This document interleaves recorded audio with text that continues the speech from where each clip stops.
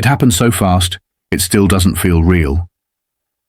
1 second, I was parked in my usual spot outside Oakwood Elementary, waiting for my daughter Abby to come out.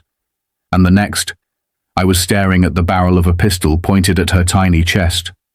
The woman holding it, Patricia Summers, our neighborhood's self-appointed enforcer, the president of the HOA, was red-faced, trembling, and furious over something so small, so insignificant, it defied belief. Abby, just 7 years old, stood frozen in place, clutching her purple walker, the same one she uses every day because of her muscular dystrophy. Her eyes were wide with fear. I barely had time to open the door and start running before the shot rang out. The sound cracked through the school parking lot like lightning.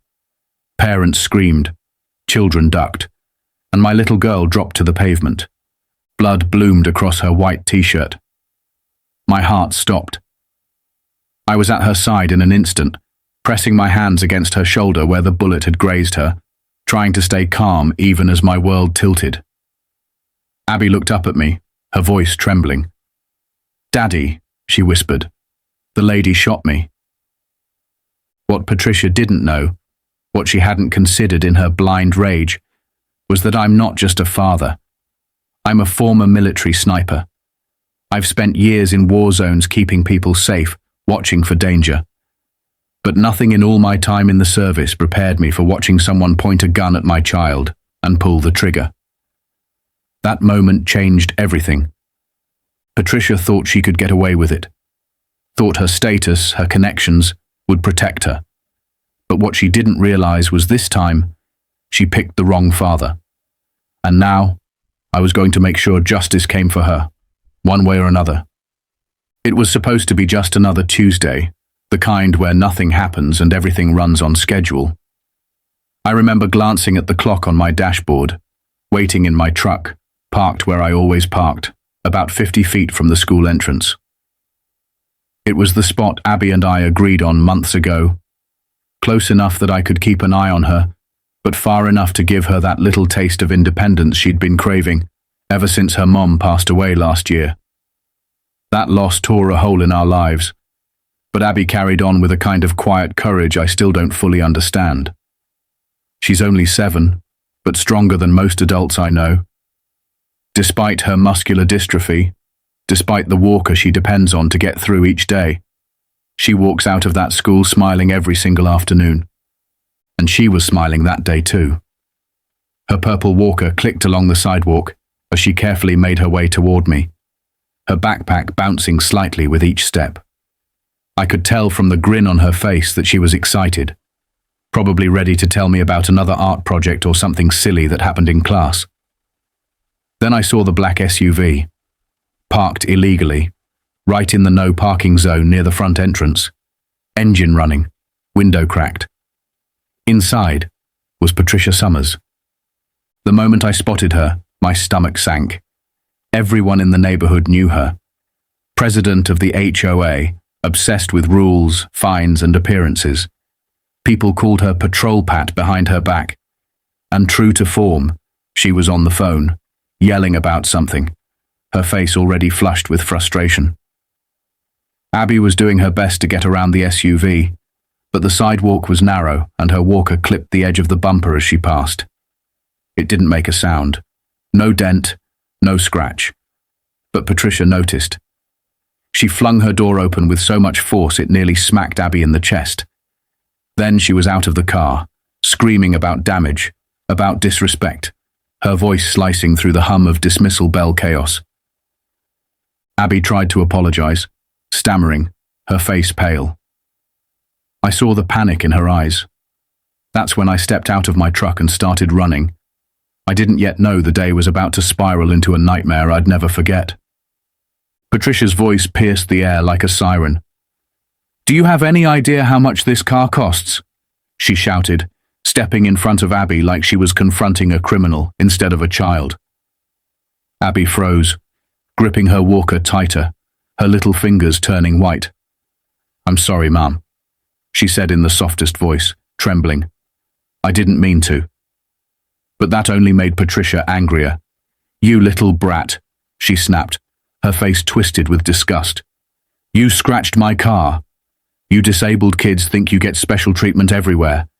Well, not from me." By now, other parents were starting to take notice, turning to look, some pulling out their phones, unsure of what was happening but sensing the tension. I was pushing through the crowd, trying to get to Abby, but I was still too far away, maybe 20 feet. Patricia reached into her oversized handbag, still ranting, and my instinct screamed at me before my eyes even registered what was happening. Her hand emerged holding a compact black pistol, small but deadly. My legs moved on their own. "Hey!" I shouted, my voice booming across the parking lot. "Put that down!" Everything slowed. Abby tried to back away, but her walker's front wheel caught on a crack in the pavement. She stumbled. Patricia's hand trembled as she raised the weapon. "This'll teach you to respect other people's property," she spat, voice unhinged. And then came the sound that haunts me still. A sharp crack. The unmistakable pop of a gunshot. Abby's scream split the air. She crumpled to the ground, her walker tipping with a metallic clatter. I dropped to my knees beside her, adrenaline flooding every nerve in my body. Blood was soaking through the shoulder of her shirt, not a full impact wound, but a deep graze. Enough to terrify. Enough to bleed. Enough to break something inside me. She looked up at me, tears streaking down her cheeks. "Daddy," she whispered, her lips barely moving. "The lady shot me." Behind us, Patricia stood frozen, staring at the gun in her hand, like she didn't believe it had actually gone off. Then, just as quickly, she dropped it on the pavement, turned, and bolted back to her SUV. Tires screeched. She was gone before anyone could stop her. I held Abby tighter and yelled into the chaos, "Someone call 911!" The ride to the hospital felt endless, even with the sirens screaming. I sat in the back of the ambulance, holding Abby's hand while the paramedics worked to stop the bleeding. Her small fingers clutched mine like a lifeline. She was quiet, barely whimpering, her eyes glassy from shock and pain. I tried to stay strong, tried not to show the panic that was clawing at my chest, but inside, I was unraveling.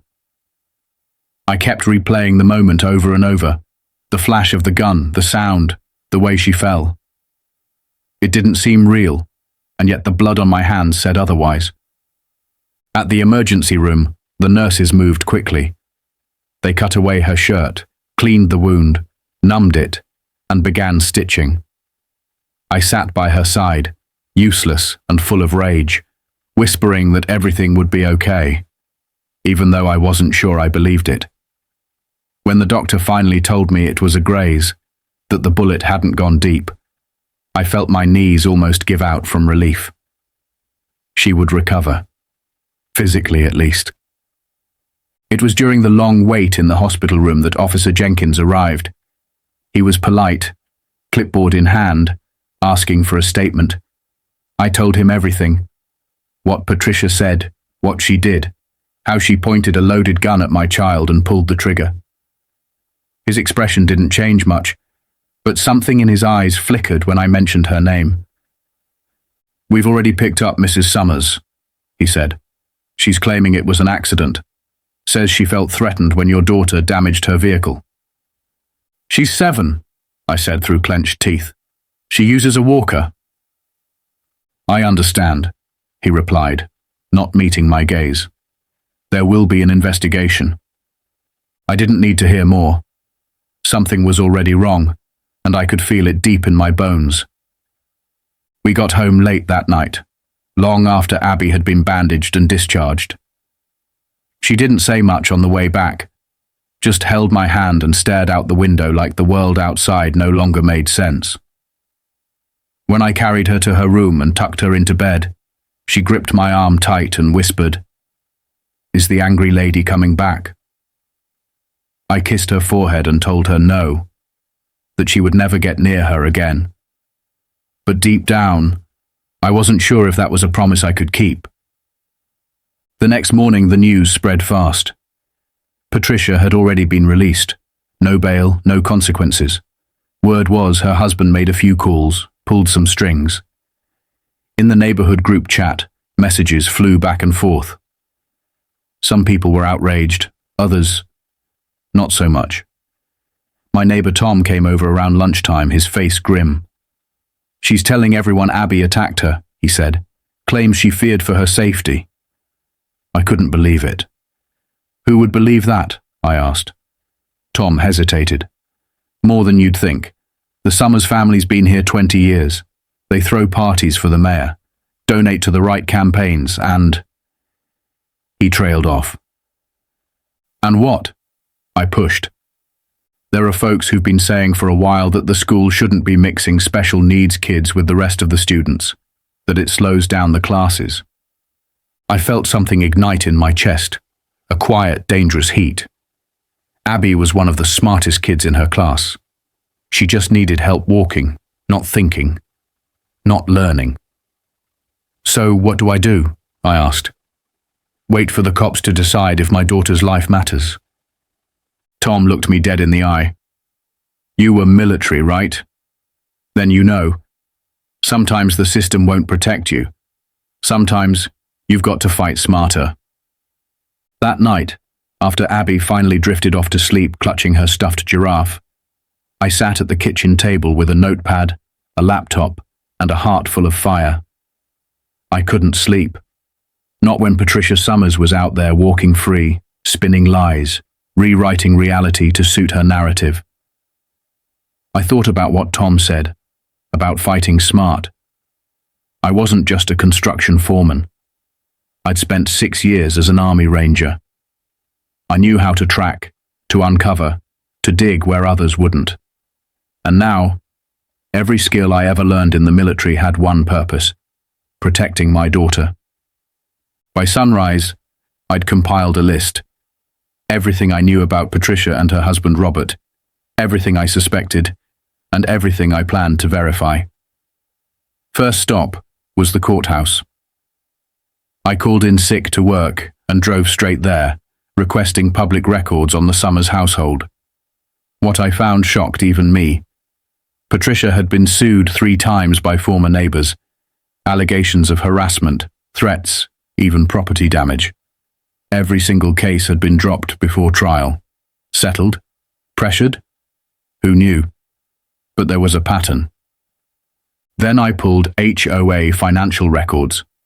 Took some creative maneuvering, but under community transparency rules, I had the right to see them. The dates of their so-called administrative retreats matched up almost perfectly with their luxury vacation photos online. Cruise ships, 5-star resorts, spa weekends, all funded by the neighborhood's money. But the most damning piece came when I dug into Patricia's gun permit.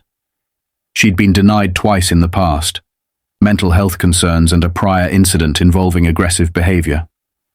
The permit was finally approved months after Robert's bank approved a suspicious loan for the police chief's vacation property. It wasn't just abuse of authority, it was corruption, plain and simple. I wasn't the only one working the shadows. The school principal called to say several parents were asking questions. The security footage from that day clearly showed Patricia drawing her weapon first. A local blog picked up the story, and while the news article stayed neutral, the online comments weren't. Witnesses were speaking out. The community was starting to stir. And I knew then, Patricia's grip on this town wasn't as untouchable as she thought. She had power. But so did I. Momentum started to shift, like a tide finally turning after days of storm. While Patricia clung to her story, and her allies whispered behind closed doors, people in the community began stepping out of the shadows. The school's principal reached out again, this time with real urgency in his voice. He'd reviewed the security footage and was disturbed by what he saw. Clear, unedited video of Patricia stepping out of her SUV, yelling at Abby, drawing her gun, and firing. There was no ambiguity, no reasonable fear, just rage. That video was now in the hands of the school district's legal team, and he assured me it would be available if charges moved forward. Parents who had once kept their distance now came forward with support.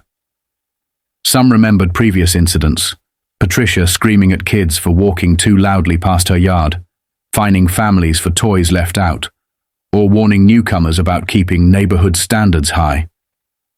The image she'd built over 2 decades began to crack. Mrs. Rodriguez, whose mailbox had been flagged for improper paint, told me Patricia had threatened her with fines when she questioned HOA expenses. Now she was ready to speak. Tom handed me something that made my blood freeze and boil at the same time: a voice recording from the emergency HOA meeting.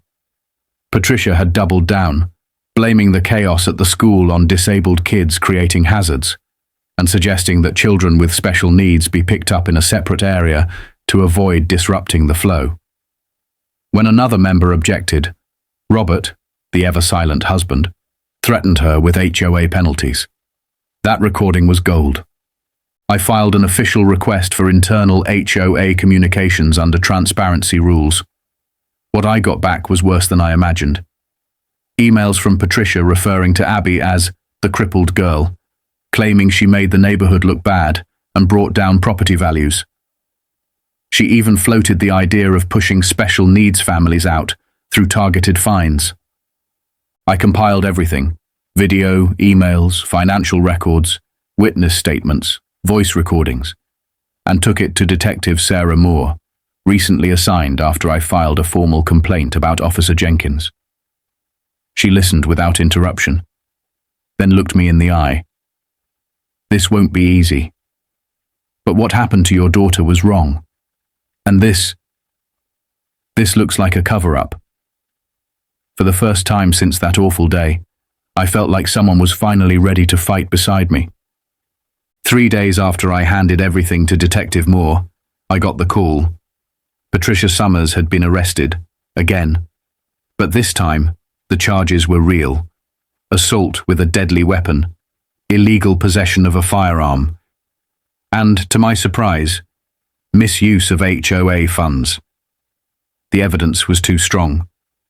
The video alone had made it impossible to deny what happened, but the emails and financial records painted a portrait of a woman who believed she was untouchable, who thought her rules didn't apply to her. The same woman who called my daughter a burden to the neighborhood was now sitting behind bars. News spread fast. This wasn't a rumor in a chat group anymore. It was a headline. Local news outlets finally picked it up, and the community couldn't look away. People who had once sided with Patricia began deleting comments, distancing themselves, pretending they hadn't believed her in the first place. It was easy to see how fear and influence had kept them quiet for years. But now, the mask had fallen. Back at home, the hardest part wasn't reading articles or dealing with lawyers. It was helping Abby feel safe again. She'd wake up at night screaming, terrified the gun lady would come back. She didn't want to go outside, didn't want to walk to the mailbox or sit in the living room alone. Her world had shrunk to the 4 corners of her bedroom, and it broke me to watch her retreat into herself. But healing started in small moments. Cards and drawings arrived from her classmates. Her teacher came by with books and assignments to keep her engaged. Neighbors we barely knew dropped off meals and care packages. Tom's wife launched a fundraiser to help with medical bills, and within a week, it exceeded its goal. For the first time in a long time, I felt less alone. The trial was set, and Patricia's lawyer tried to delay, to negotiate, to bury the charges under legal maneuvering.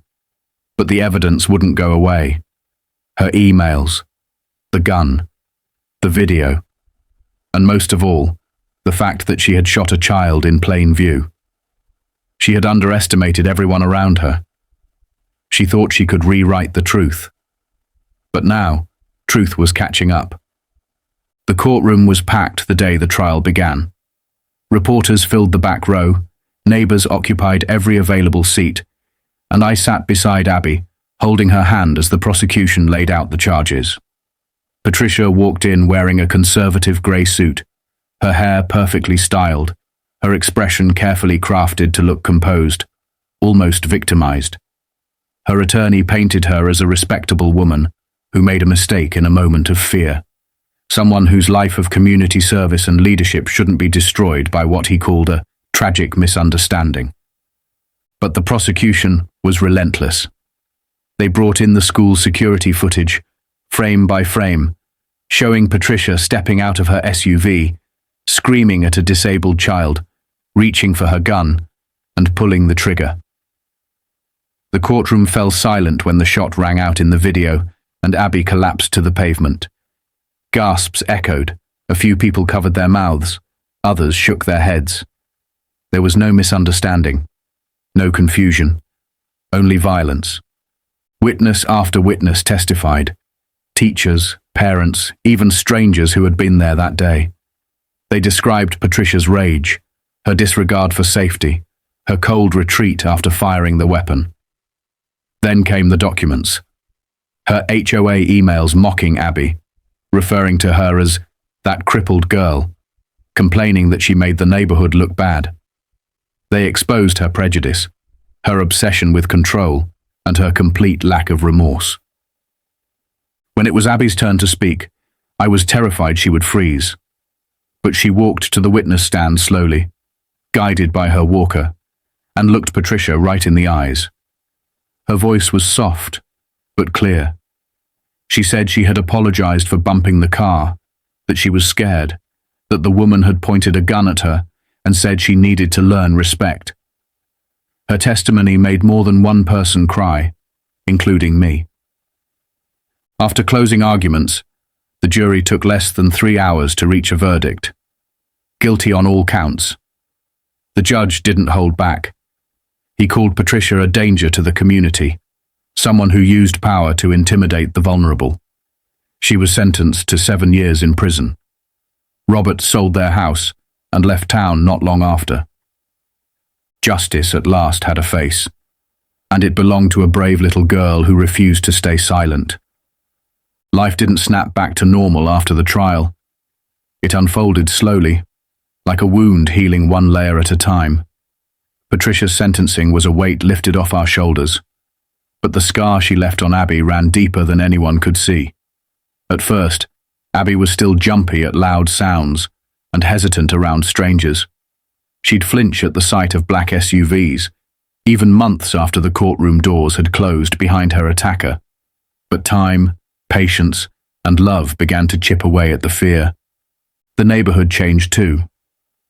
Robert's absence was a quiet relief, and with the Summers house sold, a new family moved in, a kind couple with 2 young children who brought life back to the corner of the street that once felt cold. Tom stepped up as interim HOA president and, with the support of many residents, rewrote the bylaws to prohibit any form of harassment or discrimination. The new rules were clear, firm, and fair. For the first time in years, people felt heard. The school added better security cameras and hired a dedicated crossing guard to help kids navigate pickup zones safely. Abby returned to school gradually, starting with short days. Her classmates welcomed her back with warmth, showering her with notes, handmade drawings, and hugs. The same girl who once feared going outside began to laugh again, to run her fingers through the grass in our yard, to ask about birthday parties and science fairs. One warm evening, nearly a year after the shooting, we sat together on the front porch swing. Abby leaned against my shoulder, a soft breeze playing with her hair. She told me she'd gotten an A on her science project and was invited to a sleepover. Then she looked up and asked, "Daddy, do you think bad people can change?" I thought for a long moment, my arm around her small frame. "Some can," I said. "But what matters more is that good people stand up when someone gets hurt." She nodded thoughtfully, then held up her arm. The scar had faded to a pale line. "My teacher says this is my superhero mark," she said. "It shows I'm stronger than the bad things." I hugged her tightly, tears burning behind my eyes. She wasn't just strong, she was unbreakable. And in her quiet resilience, I saw the kind of hope that nothing, not cruelty, not power, not fear, could ever take away.